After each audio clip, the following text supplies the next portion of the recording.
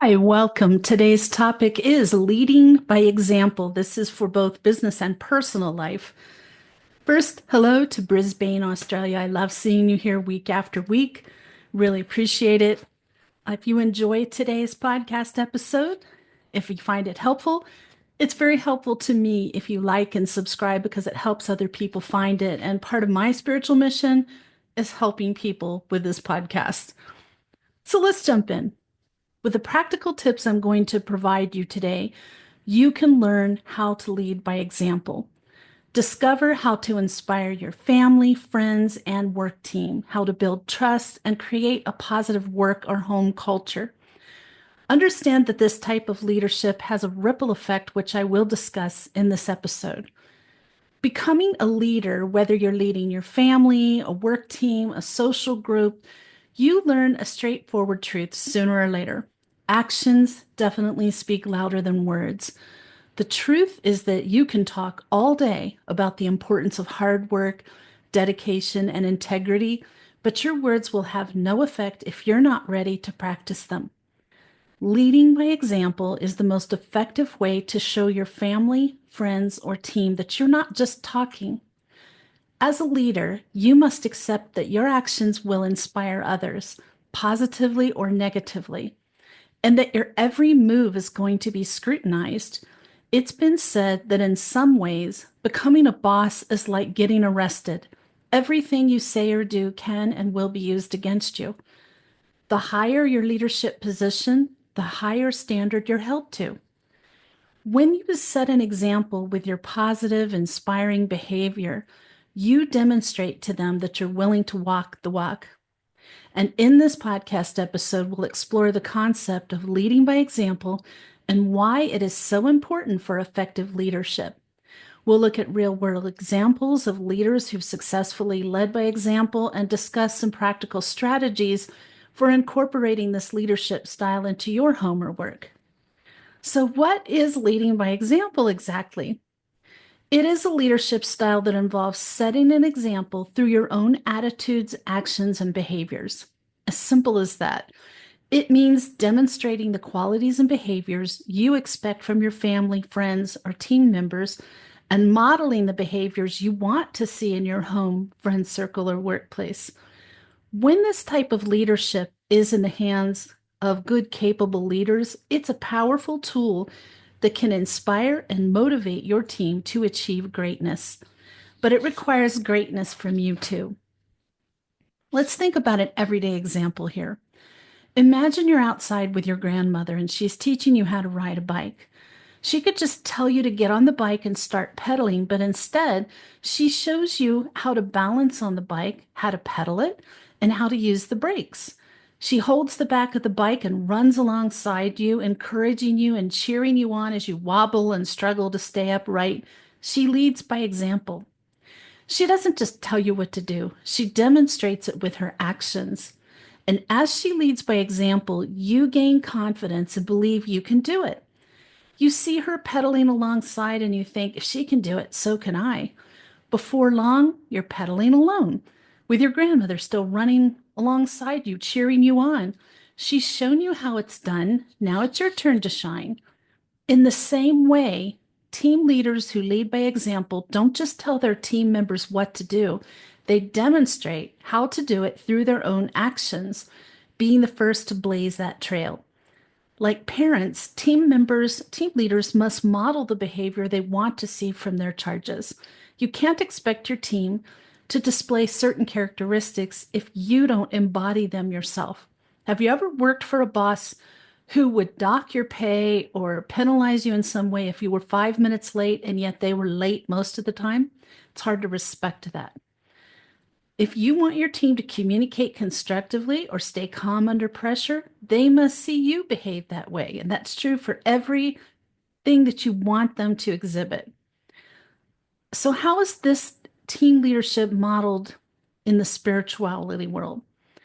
Leading by example spiritually involves inspiring others through your actions and character, demonstrating values like love, compassion, and integrity. And this can be achieved through acts of kindness, ethical behavior, commitment to personal growth, and a positive impact on others, even without adhering to a specific religious framework. Personally, I'm practicing this very consciously for years now, more so than usual because of the state of the world. There's so much anger and violence. I am trying to put out as much of the behaviors and the type of actions I would like to see more of. I'm putting that out there. You can focus on actions. Spiritual leadership, even in a non-religious context, is about living a life that exemplifies the values you hold dear. This can involve being mindful of your interactions, demonstrating compassion, and acting with integrity in all situations. Value-driven. Instead of relying on religious dogma, spiritual leaders are guided by their personal values such as kindness, empathy, and a desire to contribute to the well-being of others. The next is inspiring others. Leading by example means positively influencing those around you, encouraging them to be their best selves, and demonstrating how to live a meaningful and fulfilling life. Next is personal growth. Spiritual growth can involve self-reflection, seeking wisdom from various sources, and engaging in practices that promote inner peace and well-being. And here's an example of this. A non-religious spiritual leader might demonstrate their values by volunteering, advocating for social justice, or simply being a supportive and compassionate friend. Let's talk about this ripple effect. We're kind of getting away from nailing down like how this works in the spiritual world and more to the broad picture of leading by example in all aspects of life. Leadership is not just about giving orders and delegating tasks. It's about setting a positive tone and inspiring others to follow in your footsteps.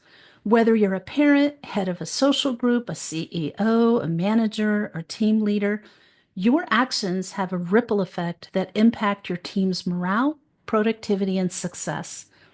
Here are the ways you will see this ripple out. First, builds trust and respect. By demonstrating your commitment to your team's goals and values, you can build trust and respect. As your team members see that you're not just telling them what to do, but you're also doing it yourself. When your team trusts and respects you, they're more likely to be motivated and engaged, and that leads to better performance and results. And again, this is not just talking about the workplace. This is at home. This is in your social groups as well. Next, it sets a bar. Leading by example sets a standard for how you want your team to behave and perform. If you expect your family, friends, or employees to work hard and be productive, you must demonstrate those behaviors yourself. If you want your team to be ethical and honest, you must lead by example and show them that you value those qualities. If your team sees you modeling the behavior you expect from them, they're much more likely to follow suit. Next, it inspires others. When you lead by example, you inspire your team members to do their best work. Your actions can motivate and energize your team, increasing creativity, innovation, and problem solving. When your family, friends, or employees see you taking on challenges and pushing yourself to improve, they'll be likelier to do the same. It creates a positive family or work environment. It is conducive to productivity and collaboration. When your team sees you treating others respectfully and kindly, they are likelier to do the same. When you demonstrate a positive attitude and a willingness to help others, you contribute to a company culture of teamwork and support, and that is a family culture too. Thus, you can create an environment that people enjoy participating in, leading to increased satisfaction and, in the workplace, employee retention. It encourages accountability. Leading by example encourages this and responsibility. When your team sees you taking ownership of your actions and you holding yourself accountable, they will likely do the same. They feel safe to do it. When you demonstrate a willingness to admit your mistakes and learn from them, you create continuous improvement. If you're still listening, still watching the podcast at this point, you now understand what goes into leading by example. So here are 3 steps you can take to practice leading by example further. This is the meat of the topic because I'm going to give you the information you can use to become a person who leads by example. And understand it's going to take some practice to get good at it. Here are the steps you can take. Number one, know that most of us are not trained to be leaders, so ask for coaching to develop the skills you need. I had a lot of training. I've been a leader of teams at work, socially, certainly, a mother in my family, so leadership within the family, all of those things. But I had a lot of training to get to this point. Leadership just doesn't come naturally to everyone. Most of us are not born with that innate ability to lead others. And even those who are born with it still need to hone and develop their skills to become truly effective leaders. We're not taught how to be professional in school, not in most schools anyway. Junior colleagues or those who haven't experienced healthy team dynamics before may have no experience of positive workplace behavior. So, how can we expect them to exhibit it? That's why it's essential that you seek out coaching and training to help you develop the skills you need to become a great leader. Whether you're a parent, just become head of a social group, a new manager, or a seasoned executive, there's always room for improvement and growth. In fact, the impact of coaching is profound, with a whopping 80% of people who have received coaching reporting a significant boost in their self-confidence, and that's according to the Institute of Coaching. Moreover, over 70% of those who have had coaching experienced a remarkable improvement in their work performance, relationships, and communication skills. When you learn one skill like that, an essential skill, it improves everything in your life. Some skills you may need to develop as a leader include effective communication, problem solving, decision making, delegation, and conflict resolution. Coaching can help you identify your strengths and weaknesses and provide the tools and strategies you need to improve. Another benefit of seeking coaching is that it can help you gain new perspectives and ideas. Often we get so caught up in our ways of thinking and doing things that we become oblivious to even other possibilities existing. Coaching can help you step outside your perspective and see things from a new angle, and that can be incredibly valuable in developing your leadership skills. Number two, find great leaders in your life or organization and do what they do. Even ask them to be your mentor. I have had some fantastic mentors in my life, both business-wise and spiritually, and some were a crossover. Copying their behaviors and approaches can be incredibly powerful. Not only can you learn from their successes and mistakes, but you can also develop your own authentic leadership style that reflects your values and goals. Research shows that mentorship can be a powerful tool for emulating great leaders in your organization.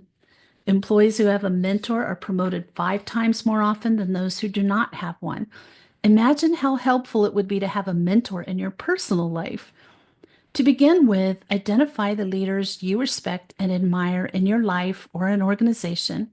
Look for people who have achieved success in your field, have excellent leadership skills, or have a leadership style that aligns with your values and goals. Once you've identified these potential mentors, don't be afraid to reach out to them and ask if they'd be willing to mentor you. Many great leaders are happy to share their knowledge and experience with others and may be flattered that you see them as role models. You'll be surprised by how many people are willing to mentor someone seeking guidance. Furthermore, mentorship is not just beneficial for the mentee. Mentors report that they have learned new skills and improved their leadership capabilities. It's important to remember that while learning from other great leaders is valuable, it's equally important to develop your own authentic leadership style. As you learn from others, look for ways to incorporate their approaches into your unique style rather than just copying them. This will help you become a truly effective and successful leader in your own right. In fact, you can solidify the behavior you expect through a written code of conduct. It helps to have an agreed upon code of conduct that all team members, whether it's family, a social group, or a business, agree to abide by. For example, some basics might be respect for others' opinions, listening before offering advice, no gossiping about one another, about colleagues or clients, seeking clarification if needed. This will help foster an environment where everyone feels included and respected, allowing your team to work together productively. This is why I don't usually do my podcast late in the day, without judgment or criticism for any one group. To lead by example, you need to be the best possible leader. Learning from others is an integral part of that process. By finding great leaders in your organization or your community and emulating their behaviors and approaches, you can develop the skills and knowledge you need to become a truly exceptional leader. And I want to throw it out there. I cannot remember the name of the organization. It might be something like NACOG, but it connects people with retired persons, retired professionals who are willing to be mentors. So you can look for something like that in your community. Retirees are often eager to be seen as valuable, and they have so much great knowledge and experience they'd love to share. Number three, think about what behaviors matter to move the needle and consciously embody them. That means focusing on the actions and behaviors that are going to impact your team and your family most, and making a deliberate effort to incorporate them into your leadership style. Take time to reflect on the key behaviors most important to your team and organization. This could include clear communication, a strong work ethic, a focus on results, a positive attitude, or a commitment to continuous improvement. Once you've identified these key behaviors, consciously embody them in your actions and interactions with your team. This means modeling the behavior you want to see from your team consistently and intentionally. Consistency is so key. For example, if clear communication is a key behavior you want to embody, ensure that you always communicate clearly and effectively with your team, or as much as you possibly can. We're all going to have lapses. We learn, we get better. This might mean proactively sharing information, actively listening to others, and providing regular feedback and guidance. Similarly, if a strong work ethic is essential to you, ensure that you always set a good example by showing up on time, working hard, and going above and beyond to achieve your goals. By embodying these behaviors, you can set the tone for your team and inspire them to do their best. It's also important to recognize that leading by example is ongoing. You don't do it for a little while and then stop. It's got to continue. You won't always get it right. We're humans, we're imperfect. And there will be times when you fall short on your own expectations. But by being aware of the behaviors that matter most and consciously trying to embody them, you can continually improve and become a more effective leader. Number four, believe in your team no matter what. And that's again, it might be your family, it might be a social group. So be a tireless champion for your team.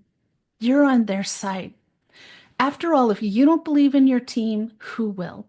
Whenever you talk about your team in front of them or behind closed doors, be optimistic about their achievements, potential, and individual members. Ensure that your behavior aligns with the culture your team will adopt. Continuously set an example of how much you value your team and the culture you've encouraged your family or team to join. This will indicate your team's ability to complete the duties you provide them, which typically promotes the formation of strong relationships and a rise in trust. Your team's culture will become a reflection of your strengths. Your enthusiasm and positivity can inspire your team's energy. Your communication style can really support positive collaboration, and your respect for others can foster a team culture where everyone feels valued and safe to be vulnerable. Nobody wants to ask for help if they're going to get in trouble for it. Leading by example is a lot about showing humility and asking for help. And you may have noticed that young people, junior staff especially, can struggle to ask for help because they feel like, oh, I should know this already. I should already understand this. What am I doing wrong? When you need help, go out and ask. Ask your family, your friends, or at work, hey, can someone help me? I'm stuck here. Again, that's part of showing that no matter who you are, that getting help from your teammates and getting people around you to support you gives you the best possible outcomes. You're encouraging them. These are 5 tips on how to lead by example in your everyday life because this is for all of us, not just for workplace. Take care of yourself. There's been an increased drive to help teams find balance between work and personal life. Coming from a mental health background, I'm a big believer in that. It can, however, be difficult for new staff to prioritize this if their leaders are not intentional about encouraging it. One way you can support your team through this is by letting them know your preferred work style and encouraging them to share and follow theirs. Try as much as possible to accommodate different work styles and prioritize your own self-care to make your team feel comfortable about doing the same for themselves. The next one is keep your word. Great leaders are known to always uphold integrity. Leading by example involves getting the word to both employees and clients alike and keeping your word. While it can be difficult to admit you don't have the capacity or the ability to do something, it's better to do so than risk giving people false hope or being untruthful. Communicate in advance if you find yourself in a position where you cannot honor a commitment. Keeping your word as a leader results in increased respect from your team, and then they'll strive to do the same. Next, hone your leadership skills. Learning never stops. Boy, at this age, I certainly see that. I will be learning till the day I cross. So, you're going to keep learning and building a learning culture within your team. Leaders must continue to hone their skills and bounce back from failure. There will be failures. That's life. Being open about your failures and shortcomings also encourages your team to share their failures and learnings with each other. Set an example by taking the positive aspect of that failure for your progress. What did you learn from it? How can you grow? How can you be better? This builds trust within your team. Next, get your hands dirty. Much as your main responsibility is to give direction, get in the trenches with your team too. Get to know what their day-to-day looks like. Being involved in your team's work gives you a snapshot of the challenges they encounter, and it enables you to come up with better solutions. Working to solve your challenges alongside your team also boosts their morale and provides the sense of if they can do this, I can do it too. And last, learn from your peers. Peer-to-peer learning encourages leadership development. Using targeted conversations, peer coaching produces action-oriented ways of addressing key challenges that they are facing in their personal or professional situations. There is a book that's highly recommended on this topic. It's called Don't Underestimate Empathetic Leadership. Here's why. You can look that up on Goodreads, on Amazon, look for it in bookstores. Some final thoughts on this topic today of leading by example. Modeling positive professional conduct provides an example for others to follow. You cannot expect your family, friends, or team to behave in a way that you do not. They'll quickly call hypocrisy and lose respect for you as a leader, and that makes it very difficult to control and correct any team behavior. Ultimately, leading by example is all about being intentional and purposeful in your actions and interactions with your team. By focusing on the behaviors that matter and consciously embodying them, you can set the tone for your team and inspire them to achieve their best work. I have put this into practice in my personal life, in a social group that I led for a long time, in business, and it works. I hope you find this episode helpful, and I'd love to hear your comments, to read your comments on your own experience with it. Again, if you enjoyed this episode, please like and subscribe. It helps other people find the podcast. Tune in next Sunday. The topic is the mystery of reincarnation. In the meantime, may your angels surround you. May your angels protect you every moment, every day of your life. I'll see you next week.